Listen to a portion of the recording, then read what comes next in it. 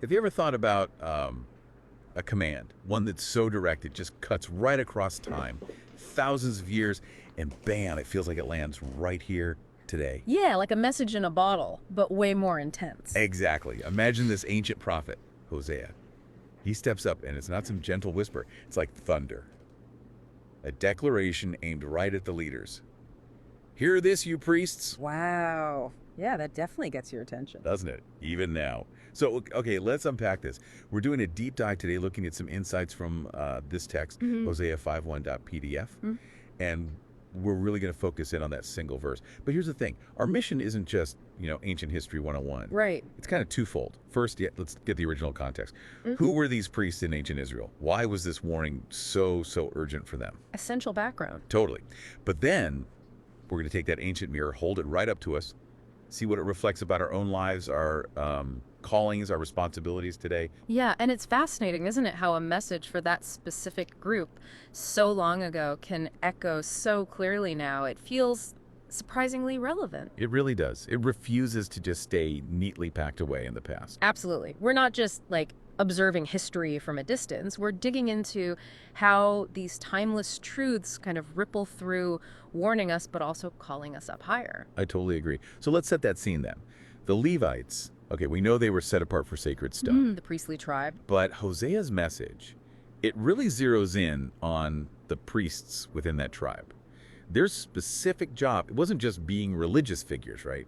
They were more. Oh, much more. It was this unique, incredibly weighty role. They were chosen from Levi, yes, set apart specifically to stand between God and the people, like living bridges. Living bridges, I like that. Yeah, their role was sacred. Think about it. Mediating atonement with sacrifices, keeping up the tabernacle, the tent where God's presence was, and later the temple. So the physical center of worship. Exactly. And leading worship, yes, but also praying for the nation, interceding, and critically teaching God's law, faithfully teaching it. That teaching part feels huge. It was massive, and to even serve, they had to be cleansed, inside and out. It wasn't just a job. It was supposed to be this life completely devoted to God, listening for Him, understanding His heart. Huge spiritual influence. Okay, so these are the people set apart, right at the spiritual top, you could say. Yeah, Direct access to God, huge influence over everyone's faith. pretty much, yeah. And then Hosea steps up Yeah. with this command from God, direct, no messing around. Hear this, you priests. Oof. Yeah. It's definitely not a gentle nudge, is it? Like, hey guys, maybe try a bit harder. No, definitely not. The tag makes it really clear this wasn't some friendly reminder. It was a solemn, public announcement. Judgment was coming. Announced through the prophet. Exactly. God speaking right to the ones who should have been the most faithful, his MVPs, so to speak. Right, and here's where it gets, well, really interesting, maybe even a bit unsettling. The judgment in Hosea 5, it was aimed at the whole northern kingdom of Israel, right? Yep. The whole nation. Correct. But God singles out the priests. Hear this, you priests. Why pick them out specifically? What made them more accountable than, say, the average person? Yeah, that's such a crucial point.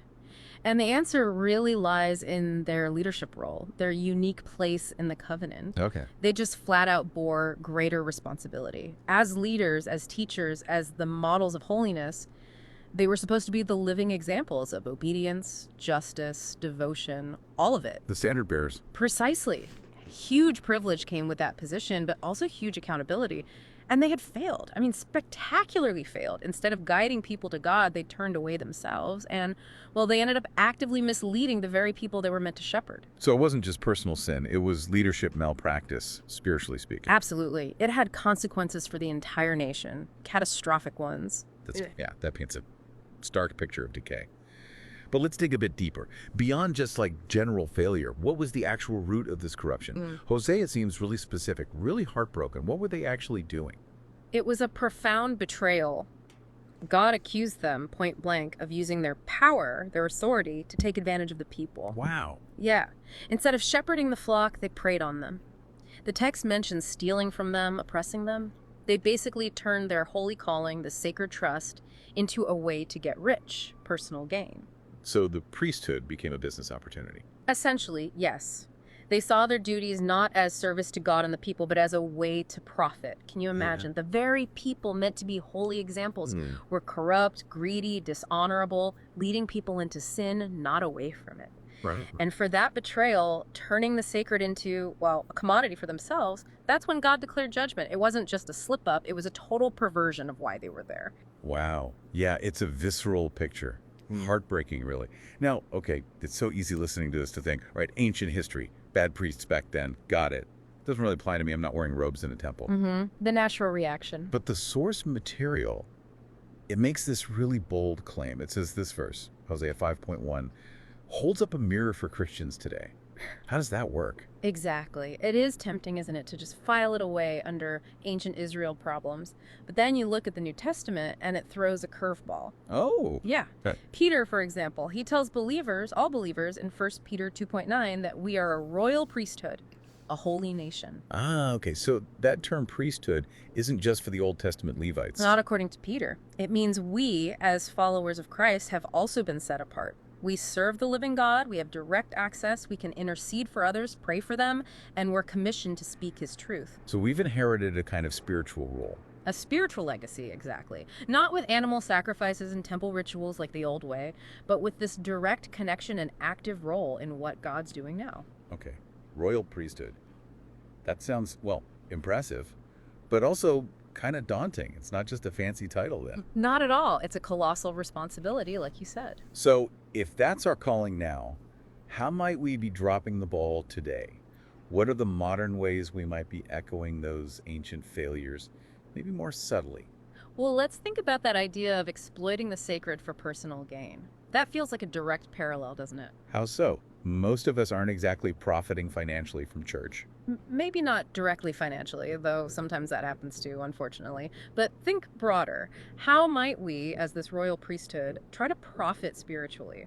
Are we doing spiritual things, praying, serving, going to church, looking for recognition or status, or even just feeling good about ourselves rather than purely serving God and others? Ooh, okay. That's uncomfortable. It is. Or do we maybe steal from people spiritually by offering like easy answers? A watered down gospel that fits what people want to hear instead of the challenging, life-changing truth. Avoiding the hard stuff to be popular, maybe. then. Exactly. Gaining social points maybe, or just avoiding conflict or discomfort.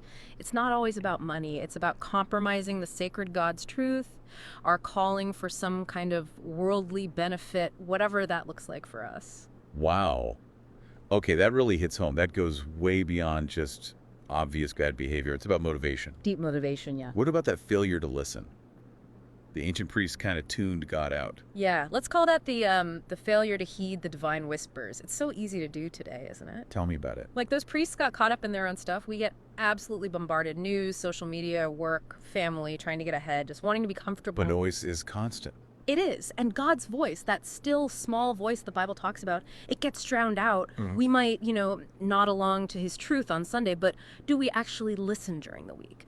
Let his spirit guide decisions, challenge our priorities, nudge us to act. Or do we just kind of ignore it, keep scrolling? Exactly. It's often an active choice, even if subconscious, to prioritize the noise over the signal, the urgent over the important, worldly stuff over eternal truth. Okay. And our sacrifices. You mentioned we don't do animal sacrifices. Right, our sacrifices look different. Yeah. Paul talks about offering our bodies as living sacrifices. More practically, maybe it's our prayers, our praise, our acts of service, our obedience, stuff we offer to God. Okay. But here's another challenge, right back to you listening. How often are our prayers basically just shopping lists, focusing only on what we want, what we need, like God's some kind of, cosmic vending machine? Guilty as charged sometimes. We all are, probably. But do we forget to pray for bigger things? Intercede for the world, for people who are lost or suffering, for justice. When our prayers become totally self-absorbed, we shrink that priestly role of intercession down to just me, myself, and I. We become spiritual consumers instead of priests. Yeah, that's a good way to put it. Active participants versus just consumers. It mirrors how those ancient priests lost sight of God's bigger picture for Israel. That's a really powerful distinction. Definitely food for thought. Okay, then there's the temple idea. They served in the physical temple, God's house. Kept it sacred, or we're supposed to. But Paul flips that script too, doesn't he? He absolutely does. 1 Corinthians 6.19, unforgettable verse. Our bodies are temples of the Holy Spirit. God dwells in us. Okay, so the sacred space is now Us. Individually and corporately, yes. So the challenge becomes, are we guarding that space, keeping this temple pure, set apart for him, or do we maybe too easily defile it? How so? What does defiling the temple look like today? Well, it could be obvious stuff like immorality, but maybe also indulgence, greed, letting things like food, drink, lust, even seemingly harmless entertainment become idols. Things that take God's place, dull our spiritual sensitivity. The things that distract us or pull us away from devotion. Exactly. When we don't guard that inner sanctuary, what we watch, what we desire, what we think about, we're kind of repeating that same ancient failure. Neglecting the sacred dwelling place of God's Spirit right within us, it damages our witness, our closeness with Him. Right. Okay, one more big one. The teaching role. The ancient priests were guardians of God's law. Crucial role. How does that connect to us today? Our responsibility to teach and witness. Are we failing there too? It's a direct parallel. Their job was to teach God's law faithfully, protect its integrity. For us, as modern priests, it means first we actually have to know God's word diligently. Can't teach what you don't know. Exactly. But then it's also about courageously, faithfully sharing the good news of Jesus. And here's where a modern failure can creep in.